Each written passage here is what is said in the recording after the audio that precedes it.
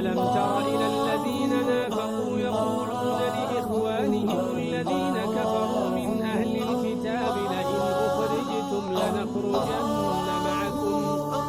ولا نطيع فيكم أحدا أبدا وإن قتلتم لننصرنكم والله يشهد إنهم لكاذبون لئن أخرجوا لا يخرجون معهم ولئن قتلوا لا ينصرونهم ولئن نصروهم ليولون الأدبار ثم لا ينصرون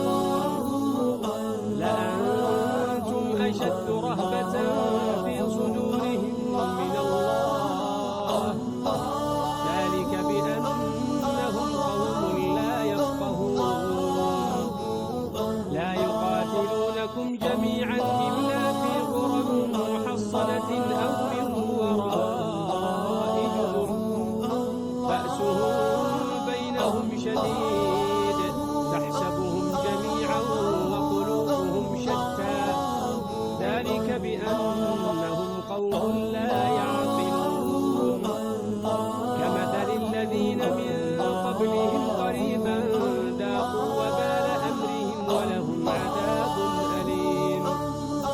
كمثل الشيطان إذ قال للإنسان اكفر فلما كفر قال إني بريء منك إني أخاف الله رب العالمين فكان عاقبتهما أنهما في النار خالدين فيها وذلك جزاء الظالمين يا أيها الذين آمنوا اتقوا الله ولتنظر نفس ما قدمت لغد واتقوا الله إن الله خبير بما تعملون ولا تكونوا كالذين نسوا الله فأنساهم أنفسهم أولئك هم الفاسقون لا يستوي أصحاب النار وأصحاب الجنة أصحاب الجنة هم الفائزون